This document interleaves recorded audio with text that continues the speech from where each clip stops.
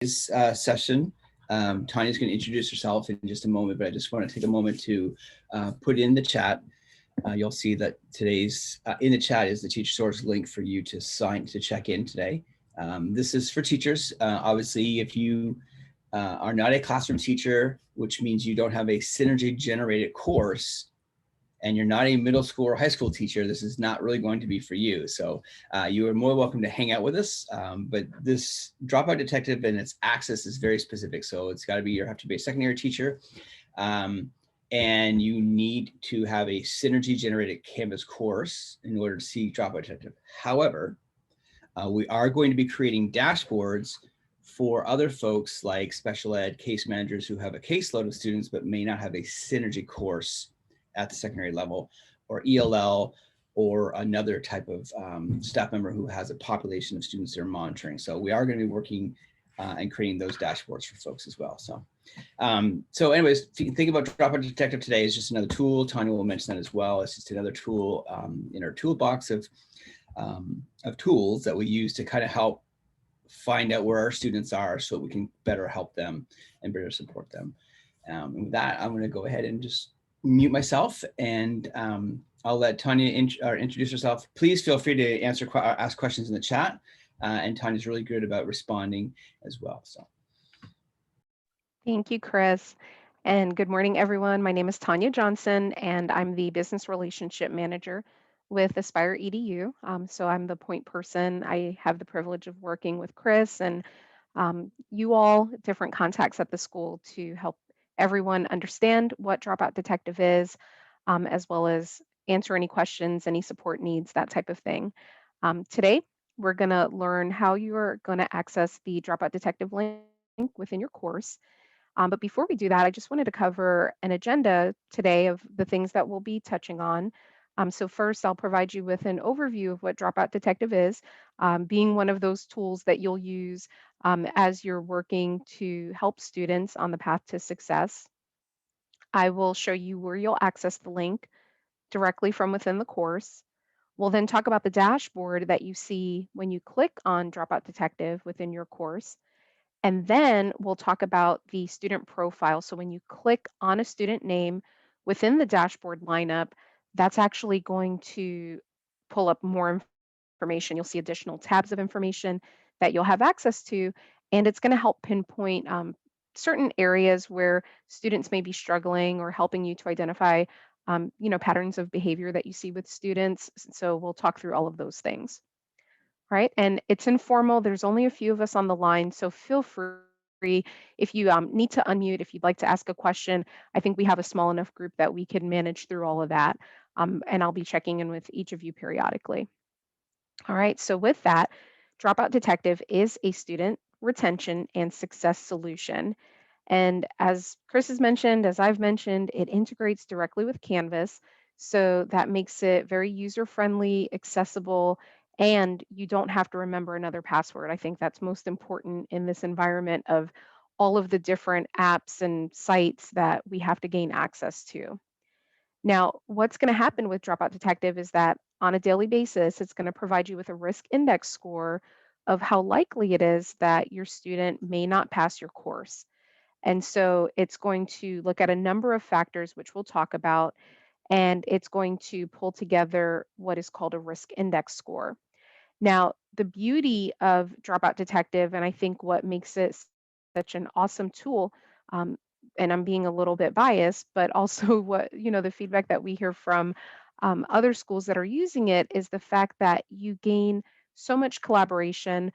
Chris mentioned that there's going to be dashboards that will be built for some of those priority level support people that work with students. So think about those counselors or case managers or special education teachers. Think about everyone being able to identify exactly what's happening with each student and being able to communicate those things and being on the same page. So that's really helpful to have that level of access and to be able to work to perform student outreach or to put any intervention strategies in place that may be helpful, right? Now, when it comes to accessing Dropout Detective, let's talk about that. So right here within your course, you will see, not yet, we are turning it on actually at the end of the day today. I think closer towards like 4:30 or 3:30, 4 o'clock your time. Um, we're turning on access. And what you will see appear is a Dropout Detective link within your course. That Dropout Detective link, even though it is part of the navigation within your course, it is a navigation link that is done through a special integration into Canvas. And so, what that means is that students do not have the ability to see the link. So, even though they might be able to see assignments and discussions and grades, all of those other links, they will not see Dropout Detective. You will only be able to see that within your course. And so I don't want you to hide the link. Like you don't have to go to the navigation settings and drag and drop the link to hide it from students because I want you to rest assured they can't see it. Our tool is not student facing. It's really an internal tool to help the school with those communication efforts and student outreach. So there's no need for students to be able to see that. All right. Any initial questions? And thanks for joining, Susan. How are you today? I'm good. How are you? Great. Is the overview then a place that we can put information about students who are need some more support? It can be. When you click on the Dropout Detective link and you see the students here, when you click on their name, you're going to see several tabs of information. So the overview tab, the notes tab, history tab, contacts tab. The notes tab is an area where that documentation can occur. Okay. So if there's something special that you needed to mark or make note of or document, then that could certainly be an area where you choose to do that. Okay. Perfect. Good question. All right. Any initial questions about access or anything else? All right, doesn't look like it. So let's talk about the dashboard. So there were a couple of things that I mentioned in talking about what Dropout Detective does. One of those things is the fact that we integrate with Canvas and we do so on a daily basis. That process, when we pull in information from Canvas, happens overnight and it always happens after midnight based on your time zone. And if you scroll to the very bottom of the dashboard, you'll be able to see that last retrieval date and timestamp. It will let you know the last time that we have pulled data from your Canvas instance. And think of it as being a snapshot. So, whatever information we've captured about the student, that information will not update until we perform a retrieval the next day. What that means is if you go in and you update your gradebook right now, Dropout Detective will not pick up on those changes until we perform the retrieval the next day. All right, so that's important. We also wait until after midnight because there are assignments that have an 11:59 p.m. time attached to them. So we want to be able to account for that.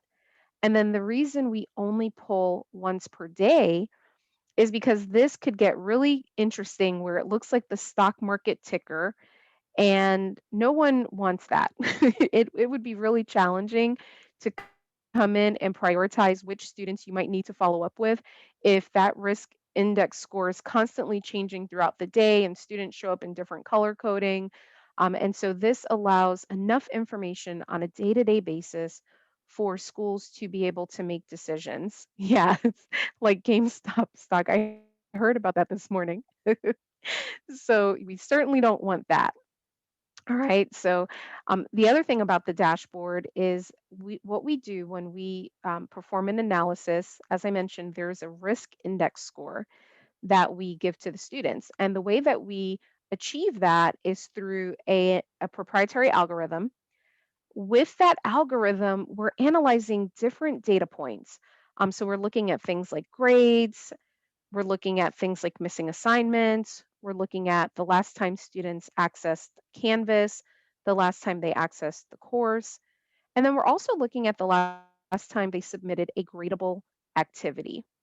Those are going to be some of the main indicators that help to identify those areas where students may be struggling. And then based on those factors, we come up with a risk score. That's the number that you see here in the middle. The risk score is going to range between 0 to 100. And 0 is going to be the lowest, 100 is going to be the highest. We then place students in three categories: high, medium, and low. And I bet if I didn't tell you which was which, you'd be able to figure it out because that's just how intuitive Dropout Detective is. It's one of those tools that if you received absolutely no training on it, you'd probably be able to figure out most of its capabilities simply by exploring it, clicking around, and familiarizing yourself with where things are at.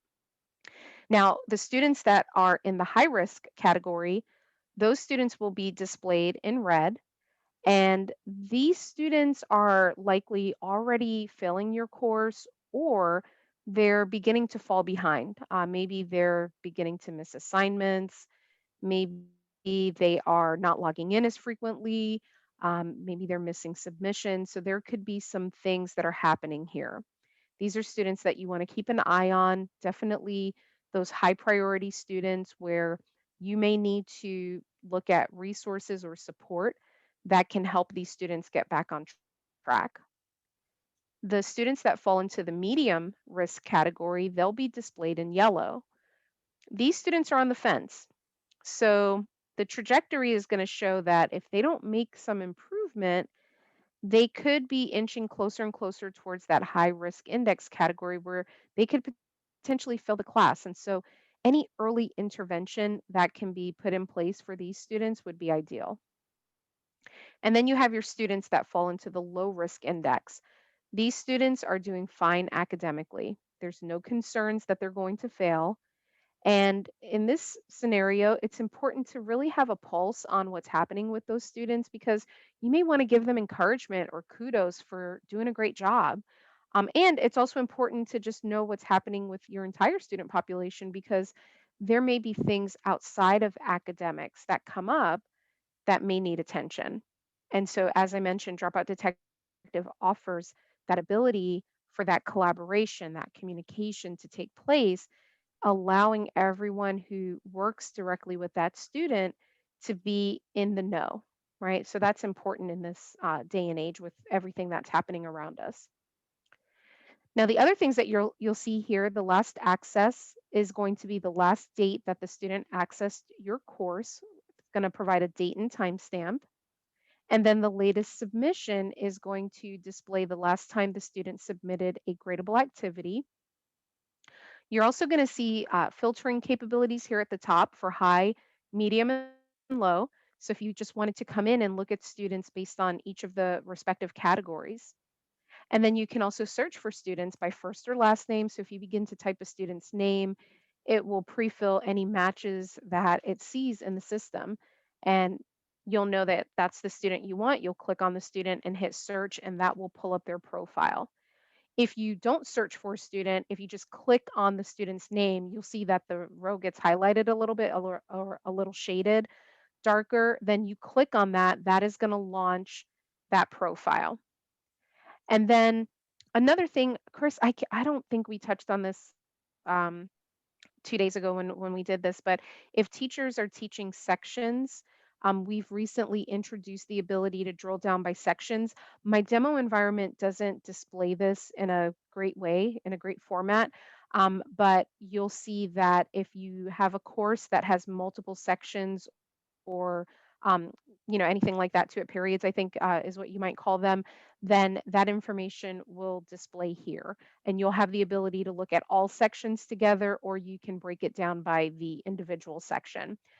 I will tell you that's a new feature that just got launched on January 4th. And if you find any anomalies with that particular feature, please bring it to our attention. Let us know because we recognize that it's kind of the initial version. I think the beta version is what I'll call it. And so If you see anything, let us know. I'm putting our support information there. That'll help us, any feedback that you can provide to us. All right. So here's where I'm going to take a pause. It looks like there's a question. We'll find a student that a teacher has in any of their course.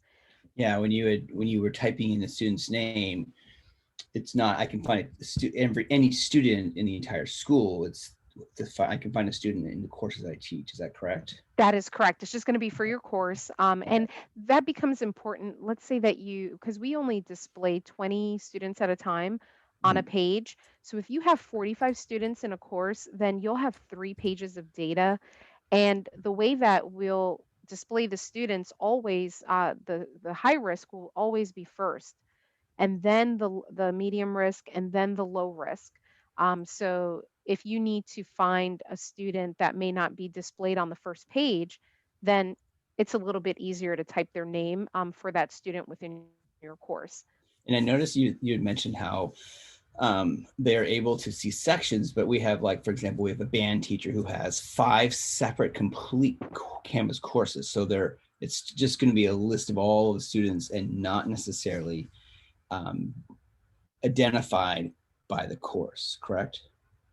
Or That do you have to that go into each course, or is it better to go into each course and then click on Dropout Detective in each course for a teacher? Yes, if they have 5 distinct courses and there's no sections of those courses, then they would have to go into each course separately.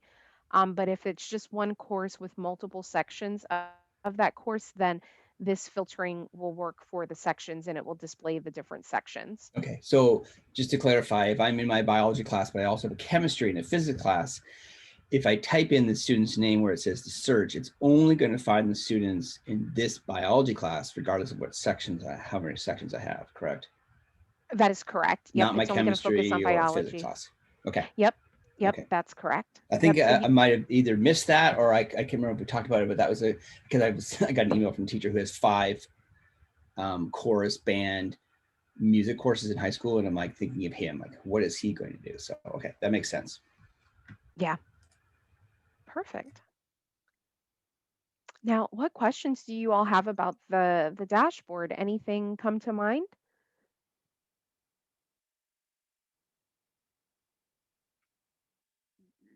I don't have anything. Okay. All right. Amber? Yeah, I was just thinking, so I'm in this weird situation where my students are working off of packet work and aren't actually accessing Canvas. Can I still like update the Canvas gradebook with stuff they're turning in and it'll still work, or will that look a little different? You can absolutely do that. Ultimately, the grade is that determining factor as to whether or not a student passes or fails. So updating the grade book will always be an important piece of things. And I'd encourage you to continue doing that. It might not be as accurate with things like the missing assignments or gradable activities that are submitted. Especially if it has to wait for you to make that update to those factors. So I wouldn't worry. I wouldn't get too focused on that, especially because you will already have a good sense as a teacher as to what's happening with your students. But it'll be nice to be able to see that display all in one once you do that grade update to see if there's anything that you didn't maybe pick up on initially. Okay.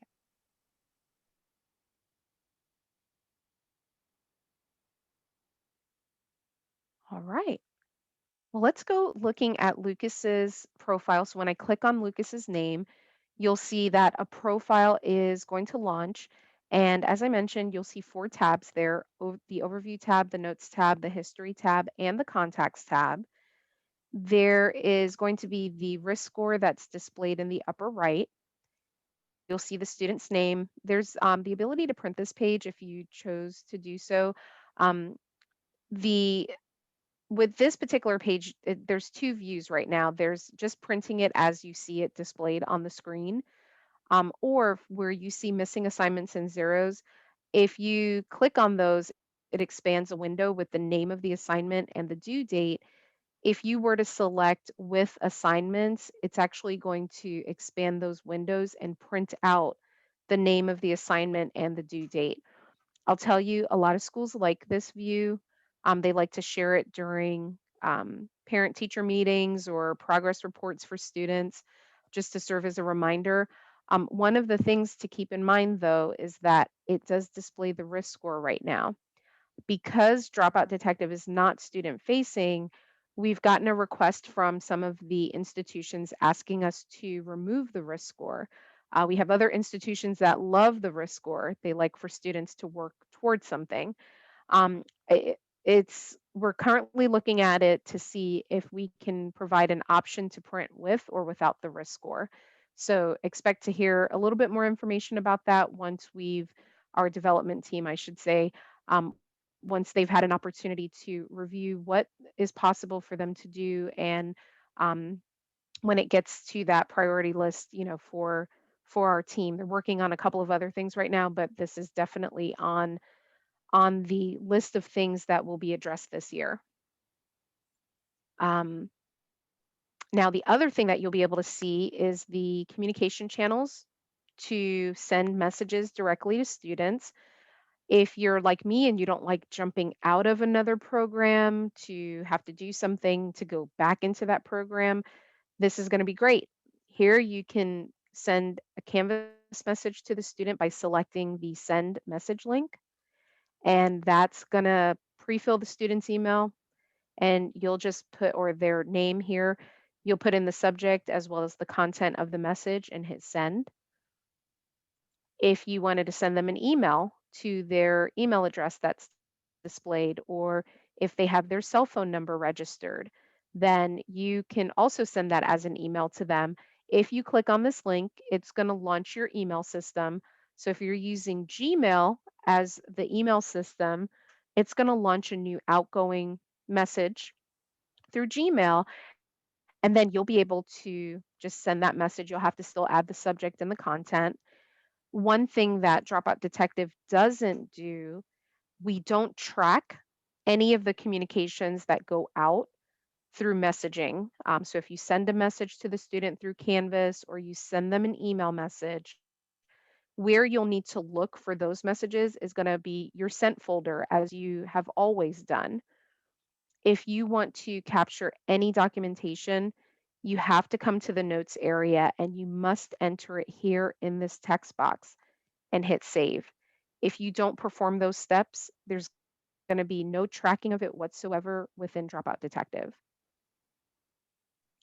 Now, getting into the main indicators that we talked about, that we touched on, this is where you'll start to see some of that information. So the last login, this will display the last time the student logged into Canvas with a date and timestamp.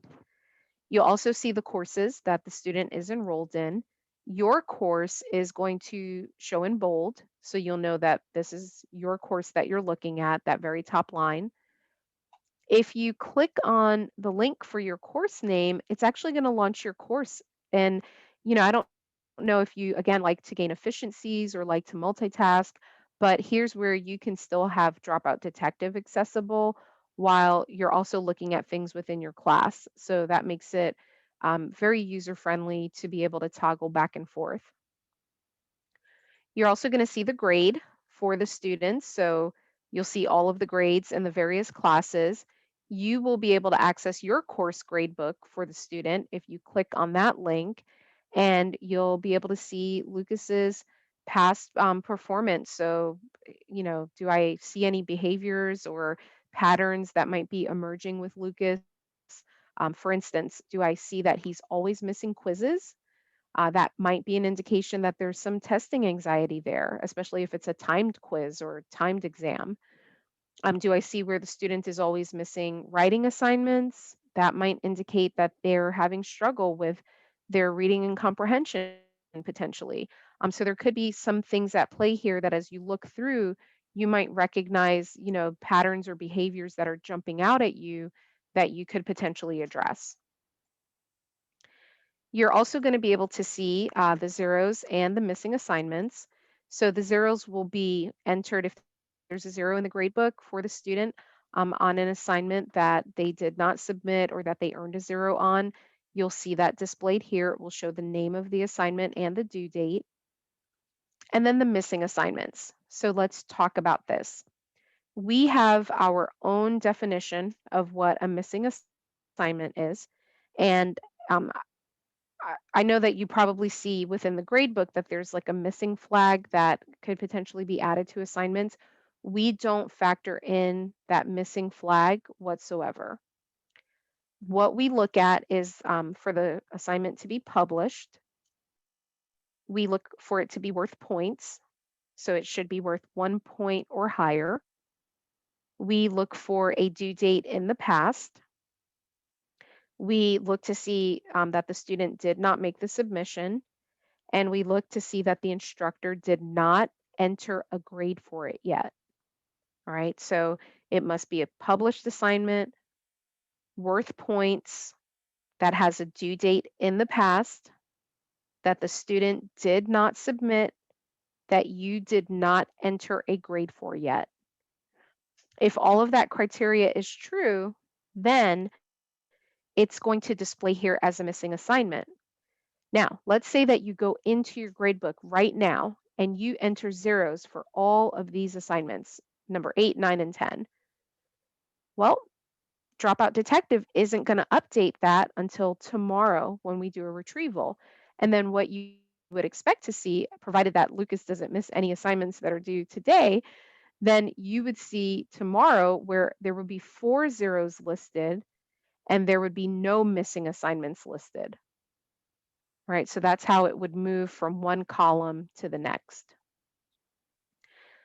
All right, then, oh, Susan, is there a question? No, honey, sorry. Oh, no problem. The next thing that you're going to see is the last access. And remember, we saw the last access and the latest submission information on the main dashboard. It showed the date and timestamp. Well, here, this last access, same information, right? This is the last time that the student accessed the course. But if you click on the date, it's a hyperlink. It's going to launch the access report. Here's where you can see various areas within the course that a student has clicked on. It's going to give you that full range history. And I feel like this is another one of those reports that can help give you some insight. So, as an example, if Lucas looked at the written assignment for 4.3 3 times but didn't submit it, that could be an indication that something's going on. They're looking at the assignment, but they're not making a submission. You can confirm if they really accessed an assignment link that they were supposed to. You can confirm if they really accessed a quiz that they said that they were having technical difficulties with. Well, did they even make an attempt? Did they even click on it? Here's where you can review things like that. And it'll help you to troubleshoot. It'll help you to pick up on, anything that's sort of an anomaly where you see like, okay, maybe I need to reach out to this student. So this can be a great report if you're utilizing it in that way. The last thing that you'll see on this page is the latest submission. So this is going to show you the last time that the student submitted a gradable activity. And once again, that's the same information that you see on the main dashboard when you're looking at the listing of students within your course. Yep, thank you, Chris. So it's showing the habits of students in Canvas related to their classwork and the various tasks that they have to complete.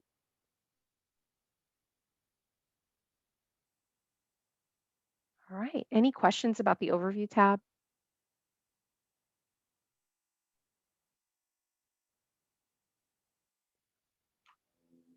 All right, doesn't look like it. So we'll talk about notes again very quickly. You're going to see some features here. These features are not ones that you currently have available to you, the alert feature or the tagging feature. Just real briefly, alerts would allow you as a teacher to elevate a concern. So maybe there's an urgent situation happening with the student, or maybe there is, a situation that just isn't resolving itself. Maybe the student is remaining at that high risk level, and no matter what you've done, you're not seeing any improvement. So you may need some additional support. You can activate an alert, which would go to the student's allies. And allies are going to be defined by the school district or the schools. where it could be someone like a counselor or a case manager or a special ed teacher or someone, along those lines that provides that priority support to the student. The tagging feature is going to be helpful for institutions that are looking to track certain things. So maybe behavioral issues is something you want to track, or 504 plans or IEPs, or excessive absences or parent teacher meetings that may be needed. I can think of a number of things that schools look to track in their reporting, and the tag just allows you to do that. Again, not a feature that you have available at this time, but these are things that could be coming in the future. What you will expect to see is a very large text box in this area. And this is where I mentioned that you can do your documentation. So maybe I just want to reflect that. I sent an email to, oh, I can't spell today, sorry.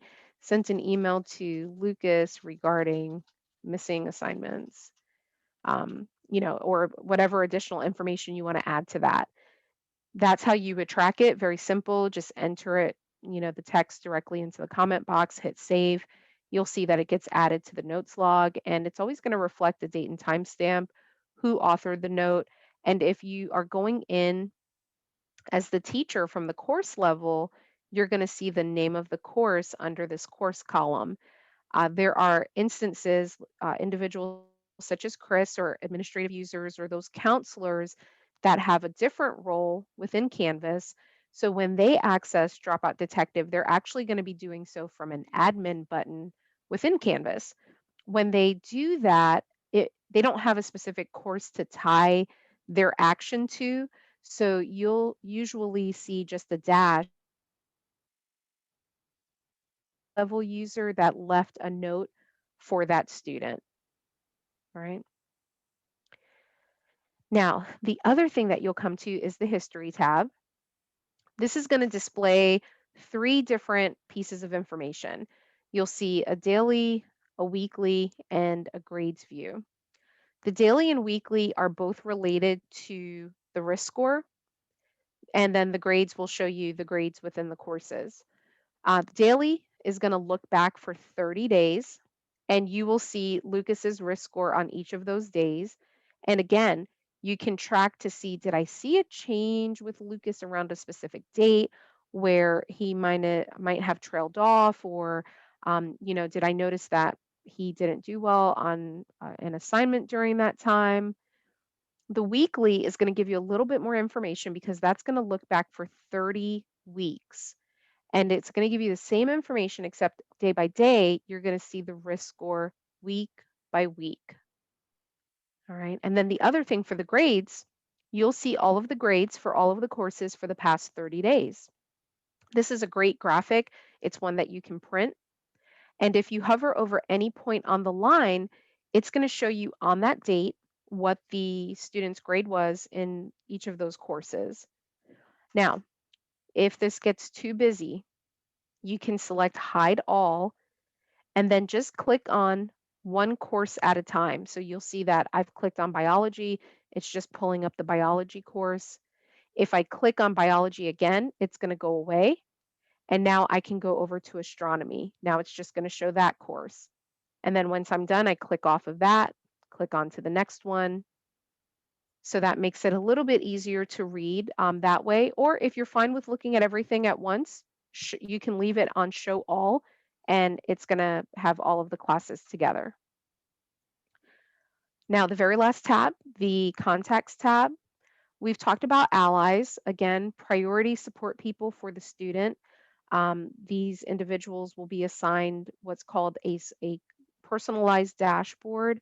And the reason they would have a personalized dashboard a little bit different than the course level is because I could have a student that um, is taking multiple courses across multiple, areas, and the caseworkers could be working with students at different grade levels, right? So they need to be able to see more information than just one course. That would be very challenging for them to have to go into each individual course and find what students they need to work with. With those dashboards that are built for them, it takes that entire student population that they need to monitor, and it places them all in one visible view for them. So it makes it a lot easier for them to work with that student population. Now, if a student has an ally, one of those people, they'll be listed here.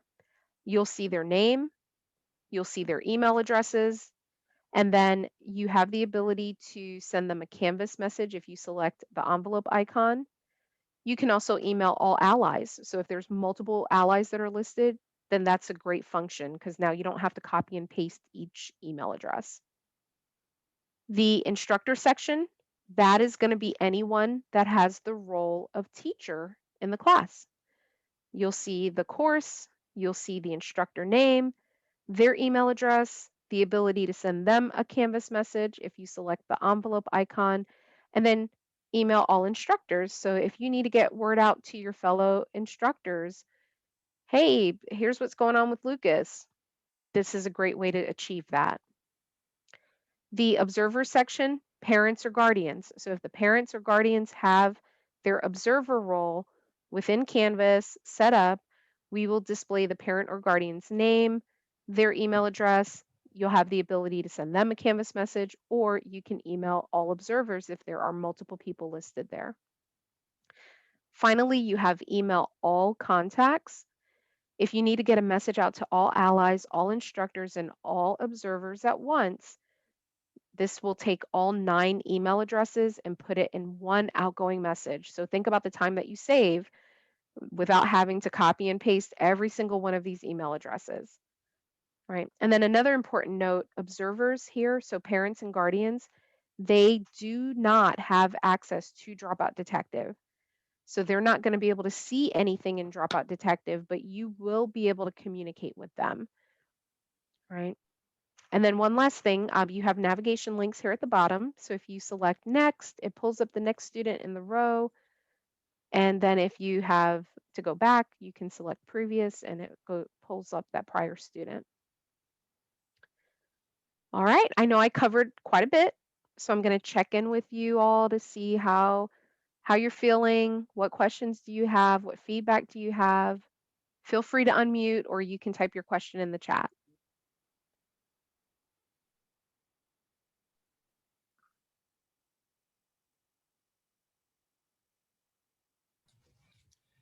I know question. I have one question I have, Tanya, while folks are thinking.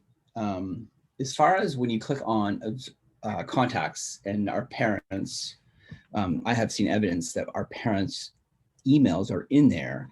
But just to clarify, where is it pulling that information from? Because I've seen quite a few with no emails. So just kind of clarify where that's coming from.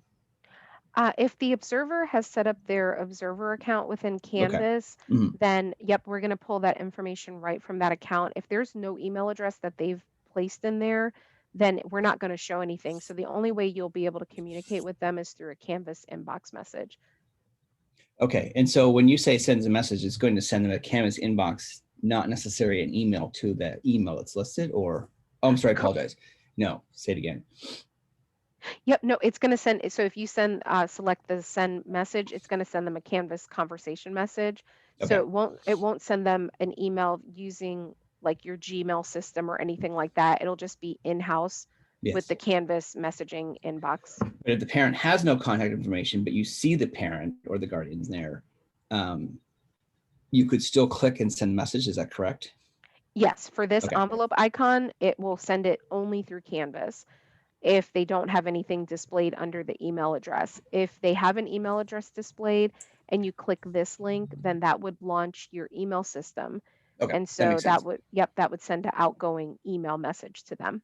And is it possible that we could, is there a report or something that we could have that would show parents without contact information? Yes, Okay.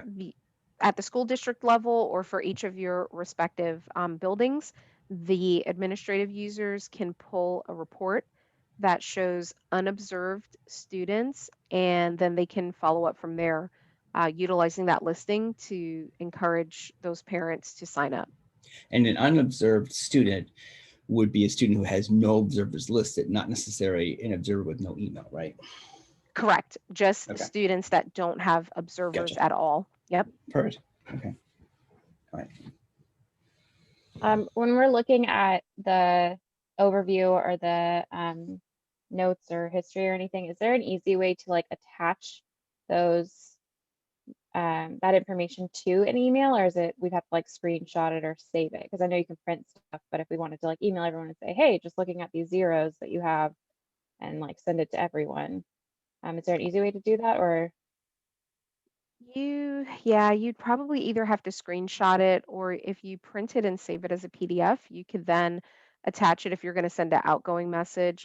If you need to send it to like the observers or and then include the student, that kind of thing, you might potentially look at doing it that way.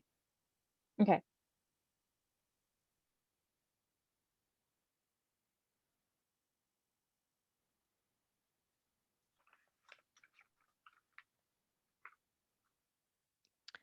Any other questions or final thoughts?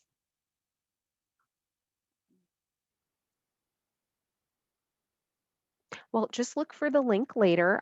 As I mentioned, we have another training session a little bit later today. And after that training session, that's when I'll be turning on the course level access for Dropout Detective. So you'll see that link a little bit later in the day. And as I mentioned, you don't need to hide it.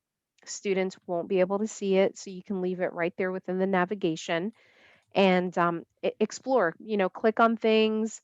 You can't break anything. The only area where you can enter information is on the notes tab in the comment box. So I don't want you to feel overwhelmed by it. If you have questions, that support email address is there. So support@aspireedu.com. I placed that in the chat and just let us know. And I appreciate everyone's time today. Thank you so much for spending some time with me. And thank you, Chris. Cool. Yeah. Thank you so much.